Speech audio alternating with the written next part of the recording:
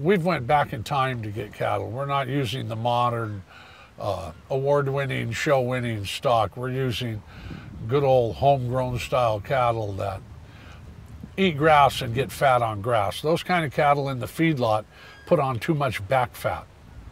Back fat, you can't sell back fat. And they don't want that. They want animals that grow just muscle, you know, with a hormone stimulant, put on just meat, buff up like an athlete. And they're selling muscle. They can't sell fat. Here we get that same animal. It doesn't get all that fat, but it has the ability to turn grass into beef. Into good protein, into quality. Yeah, without supplementation.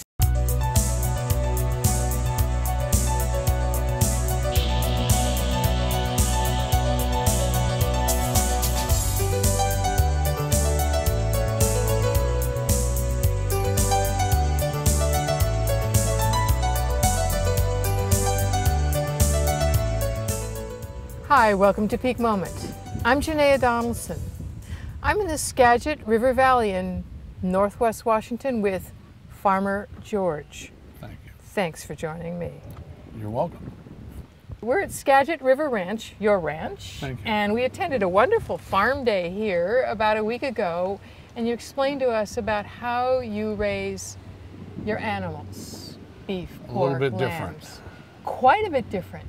So where I want to start is people get confused about what's natural, what's organic, what's grass-fed, and then I'm going to ask what you do because it's more than grass-fed. Okay, that's 4 questions. So that's 4. Let's start with 1. What's organic? What's natural? Okay. Everything in the grocery store that's not made into a hot dog is natural. There's no barrier, no lines. Everything is natural. Anybody can claim that. Free range is a building with windows in it, or a door that has access to the outside, but animals don't have to go outside. That's free range. That's free range. And what we are is pastured, where our animals actually live in the pasture. The birds, the pigs, and the cows. Everybody gets to roam fresh air and sunlight, and that's the ticket. That's the way they want to live. It is, and organic standards require that so many days of the year animals have to be out. Really? Yeah, they have to be out so many days on pasture. You can't confine an animal in a confinement situation for his lifetime. That doesn't work. But we're allowed to bring them in when the weather changes or under different circumstances. Sure, sure. That's question 1. Grass, pastured. Pastured. Now, does pastured mean that they get nothing but what's in the pasture? Yeah, well, a grass-fed beef is all grass, but it can be hay. And pasture-raised is where they're out harvesting the crop themselves. Okay. And you want that. The protein is higher. Anything that's made into a hay or a silage always loses a percentage of value, protein and nutrients. And so when you can have them feeding out of the pasture, not only are they getting the food in its best, but they're also leaving behind the waste product that rejuvenates and keeps that system going. We're going to go there further, but just step back for a second. How does that contrast with what they're doing in the confined animal feeding operations? I mean, just give us that the contrast. These animals roam free. They're in fresh air, sunlight, and clean ground. The animals in confinement, they're fed a ration, and it's a totally different operation. It's a dollars and cents. They have so much food a day, so much protein, so much carbohydrate to get so many pounds of growth per day, and it's faster, and it's a production model. It's more efficient. Ours is kind of an old-fashioned model of working with nature and the way nature designed it. Man has taken that to a created system of a production model that does work for them, but it's different. Not everybody wants to eat that type of food. It strikes me that letting the animals eat what they natively like and want to eat and have eaten for, grasses, at least for beef, you're going to end up with healthier animals, happier animals. Well, yes. In essence, yes, but it also depends on the quality of the soil you're in. And, you know, since we're organic, we do things a lot different. We can't use pharmaceuticals. Okay. We can't use parasiticides to kill the worms. We can't be pumping these animals with antibiotics on a daily basis. And so our growth rate is slower, and we nurture the soil and balance it to get the nutrients we need for that animal, and that's how we create an immune system through nutrition. Which humans need to do too, but let's stay with the animals for a second. Tell me, how do you feed that soil? How do you know it has what you want in it? We take a soil sample. We go through the field and we dig little bits of dirt from under the sod, send it to a laboratory. And there's just a few that we use that use what we call the Albrecht method of, you know, rationing and of these proportions of nutrients, micronutrients. 16 is what we test for. And we balance those nutrients. We live in Northwest Washington, high rainfall, very high rainfall. We have no metals left in the soil. The magnesium's gone, the manganese is gone, the zinc's gone, and we have to add those back and get the ratios correct. The sulfur's gone. Sulfur puts protein in a plant. It's what's used. The manganese grows a root system.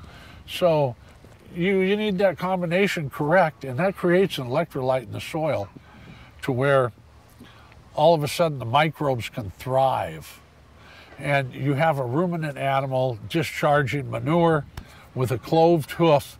That cloved hoof, every Serengeti and Great Plains of the world, those animals have horns and a cloved hoof. The horns picks up frequency that charges the manure. The cloved hoof pushes green vegetation under the ground for the microbes to get their carbohydrate. They need carbohydrate, minerals, and protein. So the manure, the urine supply the nitrogen, the proteins, the minerals are in the soil, and those microbes break that soil down to digest for themselves. When they die, it's available to the plant, to the animal, then us. Okay. And that's how that system works. So for every pound of microbes we can grow per acre, we can grow a pound of beef on top. Really? That's the ratio we figure. So we cater, we inoculate with microbes, and we feed what the does microbes. That mean? You feed the microbes in the soil Well, everywhere, we spray. or in We the have animals? a spray system we hook up on the pickup truck, and we buy powdered bacteria and mycorrhizal fungus, and we put that on the soil. We spray it in the fields. Usually, because it's a live product, it's done in the evening when there's not much light, because UV light kills bacteria. Rainy day is the best, and we get that on the soil. Also, we plant legumes, clovers. We plant 4 or 5 different kinds of clover. Clover will give us 100 pounds to 150 pounds of nitrogen a year per acre. So we can operate, graze cattle on these fields in rotation to break that parasite cycle, and use the same ground year after year after year. Really? And the productivity doesn't change. That's sustainable. I'm astounded. I was not expecting that you could do it all year round. No, we can't. The grasses go dormant in the winter. Well, okay. And so that's when our hay comes in. Okay. And so, but we have them out on grass. They nibble on it. You know, it's still sugary and it still has something in it, but they nibble it right down to the down to the nubs. to the make a putting green out of it. You mentioned the parasite cycle. Of course, us folks that just eat the beef and don't know about what it takes to grow that. You're saying that rotating means that. Tell us, what is rotating? Rotational cycles. What does that mean? What we use is MIG, managed intensive grazing, or rotational grazing. Okay. Where, let's say, a 100-acre field is divided up into 10 acres. So you would say 2 days per unit, and every 20 days you're back to field number 1. So you're just going from one section field, One with your field temporary to field the next, to the next, to the next. And you have figured out how long to allow the cattle in there while there's still food, right? Sure. You figured in the spring, when the grass really grows, you might only use 4 of them, and the other 6 you put up for hay because it's growing faster than you can eat it. At the end in the fall, you're grazing all of it into November, December. How large, let's go back to the numbers. How large is your farm here, or at least the lands that you farm for your cattle?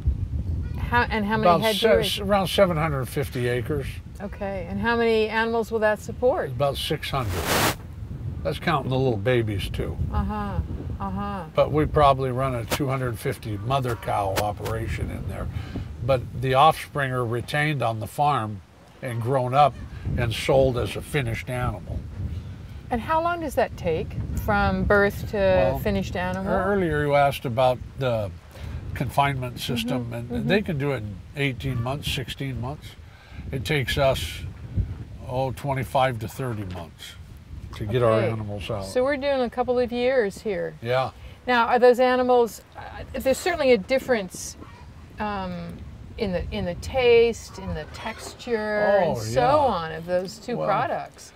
Yeah, it depends on the breed you're using too. But you know, we've went back in time to get cattle. We're not using the modern award-winning, show-winning stock. We're using good old homegrown style cattle that eat grass and get fat on grass. Those kind of cattle in the feedlot put on too much back fat. Back fat, you can't sell back fat. And they don't want that. They want animals that grow just muscle, you know, with a hormone stimulant, put on just meat, buff up like an athlete. And they're selling muscle. They can't sell fat. Here we get that same animal. It doesn't get all that fat, but it has the ability to turn grass into beef. Into good protein, into quality. Yeah, without supplementation. So what species do you have? We have Angus. It's kind of an original, old-fashioned from Europe type Angus. It's not the modern type. How did you get into doing this kind of farming? I mean, is this in your family heritage? No, well, yeah, Dad ran a farm ranch when I was a kid, but I wanted to be a fisherman instead. So I went to Alaska and braced the elements. But I got sick of the sea and came back to my roots and got sick and had to turn around and start eating good food. So we felt we couldn't find it anywhere, so we started raising it ourselves. And how it went was we had 10 cows and put an ad in the PCC paper in Seattle, and they all sold. And the next year we had another 10, and that was 15 years ago. And now we're selling somewhere around 300 cows a year, another 300 hogs. So we're keeping busy with the meat products. No kidding. Actually, I want to get back to that for just a second. So you've got cows, hogs. I want to talk about hogs a bit. What else? What other kind of meats do you have? Well, eggs. Eggs are probably our biggest specialty. Everybody wants eggs in the program, and we go out of our way to make them special. How? We have a sprouting unit in that greenhouse, and we feed them sprouts, wheat sprouts. Like we go to the store and order a wheatgrass. Yeah. Well, we feed them the grass and let them eat the sprouts year round. And then the grains we use: spelt, emmer, camelina. We use all kinds of stuff for the calcium source. We use fish bones instead of mined calcium, and we try to get the full nutrient spectrum that the animal requires. Not just enough in there to make a shell, a yolk, and a white. Yeah. We want, and the vitamins. Our vitamins are, 6 to 10 times higher in A&E than a store-bought egg, but it's all through the food. It wasn't synthetic vitamins added through the water or added in the food. They get it from what they eat. So you're feeding them well, and they're outdoors. And are they moved around in the pasture at all? Oh yeah.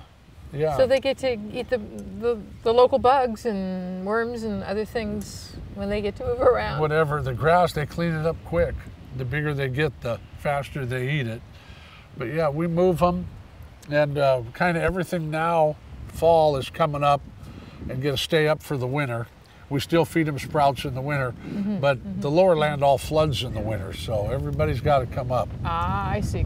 Come to higher ground. Yeah. Well, I have to get to tell a story about your eggs because we learned about you when we went to the Ballard Growers Market, which is how we found out, you know, and got some of your bacon and sausage and eggs. And what I found was that you're right, those eggs, the yolks are dark and stand up, and it's like, which is what we've learned is a really healthy egg. So it's like we sat up and noticed. Oh, well, I appreciate that. We've entered national contests and done real well. I can believe it. The omega-3 is 300 milligrams in our eggs, and if you want to put that on the label, you're required to have 100 milligrams of omega-3. So we're up to 340, I think. Yeah, we're way ahead of the... And you know, we don't advertise all of these things because people have a palate and they can taste good food. And if you, I would say 90%, 10% of the people can go eat a hamburger, fries, and could care less, just fill my stomach and let's go. But some people can really taste good food. And when you have the minerals right in the food is pleasing to the taste buds. And that's what brings people back to the ranch. The food has a flavor they're looking for. It had a sense for, it's like, oh, this is like the meats we had when we were youngsters. You know, we hear that all the time. I bet you do. One woman said she opened a package of meat and it smelled just like the butcher shop did when she was a kid. Yes, yes, and, yes. So we hear a lot of that, and I would say the people that come because we have a store on the farm and come and really want to see it and talk about it, every one of them has a story of their own. Either they came from North Dakota or their uncle had a ranch in Kansas and they spent the summers with him. And these might be guys 60, 80 years old that wanted to come back and eat the food they ate when they were a kid again. It's like I had a friend I grew up with, and when I went to school, he would look at my sandwich on sliced bread. And his bread was always home baked. Mom baked his bread. And he was always embarrassed because he didn't get Wonder Bread, you know? And I saw him a while back, and it was really funny because he was baking the bread now. And he said, oh, I can't eat that stuff from the store anymore. So I guess we go full circle, don't we? Some of us do. Yeah. Some of us find it. I mean, I'm old enough to have remembered those, you know, the pre-CAFO animals and that taste and that smell. And what you're saying is that unless your tastes have all been skewed by that stuff that pretends to be food, our taste can be relied on. You're saying that. Yeah. Be relied on to know what's good. Isn't it funny? Our taste buds actually can tell us what we like. Well, it's probably how we evolved and kept us alive for all those generations. I was saying, didn't eat trash. Yeah. So, but you know, in America, there is enough land to have these farms with a combination of products on there. You know, we have like 26 million acres in CRP where farmers are getting paid not to farm. 26 million. We have 32 million acres of lawn. Oh, yes. And come on, what does that produce? Well, one thing grass does produce, and the one big advantage to grass farming, is grass sequesters CO2 out of the atmosphere faster and more tons per year than any other biomass on Earth, even a Brazilian rainforest. Including other forests? Forests, yeah. Grass puts it up faster. We've just been reading that in the Great Plains, the roots for grass are something like 5 or 6 feet down of what they're sequestering in their roots, in the root mass, in the native grasses, I should say, in the native grasses. To get the nutrients and water. Yeah. Drought years, they can still make it through. Yeah. Well, we're in a drought year here. And what's one thing we noticed? The longer we've been farming this way, the greener the pastures stay in the summer. Even when it dried out this summer, we had 2 months of no rain. The growth slowed down, sure, but we only dried out in a few spots. We're building the carbon in the soil to a point where it holds moisture. Yes, And yes. the carbon is a sponge. It holds moisture. Well, hi, Pooch. Hello there, whoever you are. That's Bella. Hello there, Bella. Glad to join us. Yeah, she'll jump in our lap. So, when the animals are ready to be processed, what do you do then? We belong to a co-op that has built the first mobile slaughter unit, where this truck and trailer come to the farm. The front half of the trailer is a cooler, the back half is a processing room. And we have a setup down here where the animal comes into a head gate, they dispatch it and put it into the trailer, close the door, and they skin it and eviscerate it in there. And then hang it. There is a USDA inspector on site that inspects the animal before and after. And we've had these inspectors tell us that it's probably the cleanest and most humane method of slaughter he's ever seen. And more than one has told us that. Excellent. Because it's one animal at a time, not one every 10 seconds, you know? So there's less chance. We test each animal for E. coli and have never had a positive. So grass doesn't breed the E. coli because of the pH. Oh. Grass is a base pH. Okay. Grain and supplementation feeding is high acidity. And that's what created the E. coli 0157H7. And it's a bacteria that lives in a high acid environment. Okay. We have a high acid environment. In the past, any of the bugs in the animal that might have got on the meat when we ate it died in our digestive tract.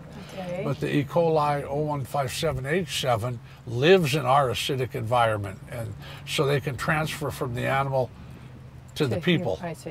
Okay. And that's what's bad. It has mutated, but it's a bacteria that processes a lot of food in the system for them. So it's something they don't want to clean the system up because the bacteria is an efficient converter of food. It's just a different strain of what's already in there. Wow. So how long? So are you harvesting? You're saying what, 250, 300 a year? They all get harvested at the same time? Oh no, we do probably 3 to 6 days a month.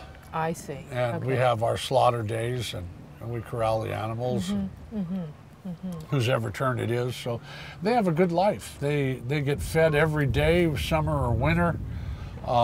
They're happy animals, and they only have one bad day. That's pretty good. Yes, it is. I mean, we probably could say the same. We'd wish for the same for ourselves. Huh? Yeah. Huh? Yeah. Well, only one bad day. Yeah, because we see how many people in our society go through a slow death and are sick for a long time and suffer. And we know that some animal production models, they actually suffer. And that's not happening in this environment. And this is something that can be copied all over the world. You know, this is, all we did was do it the way Grandpa did things. And you did it in a way that sits, however, that I'll add, that's right for this location, for this soil, for this rainfall, and so on. You obviously, I mean, the mineralization is all adjusted to the animals. To here, and I mean, you've got a wet Pacific Northwest. Do you irrigate? No, we don't. So somebody else in another area, Southern California, would probably have to find a way to keep those grasses going. Probably have to irrigate. Yeah, they'd have to irrigate. You've tuned it for here. Yeah, but they can do the same thing we do, grow the right grasses. You know, you can't grow what you want, you have to grow what works. Yes. And all that information is out there. There's grass farming people and sustainable systems that have shows and seminars, and Acres USA. Are you familiar with Acres? I've heard of it. Yeah, they have an annual show where speakers come in, and then all the concessions. And these are all people on the cutting edge of natural foods, or I should say foods that, heritage foods, and heritage methods of how to grow and not follow, because these new systems of agriculture, everybody's got an answer for you, and what they have is what you need in the back room for sale. And so it's a salesmanship is a lot of it, you know. And like I say, we're not using any fertilizers. We don't fertilize, and the grass keeps coming. We're in a sustainable system, So an Allen Savory type grazing system. Right, which give us a word what Allen Savory's doing. Yeah. Tell us. What he's doing? Yeah. Well, he's restoring desert land back into prairie and grasslands through rotational grazing of animals, Which ruminant is animals. taking it back to the animals, like the animals that were there originally, using them to... They're doing it with sheep and cattle and restoring the land and finding out it really works. But you have to rotate them. You can't keep the animals on the same grass all the time. Well, of course, originally that grassland was open, you know, and they'd migrate on to another region. Yeah, they did because they ate the food where they were standing, so they moved. Right. And they left the manure behind. And they fertilized it. Yeah, and they broke the parasite cycle. See, because the eggs of the parasites, the worms, are in the poop. And then they hatch. And they climb up the stems of grass on the dew in the morning. The animal eats the grass, re-inoculates itself. So when you're moving these animals out of there, that larvae comes up and there's nobody there to eat it. It dies before it has a host. I see. That's And so that's how it works. And what's used in the main industry is ivermectin.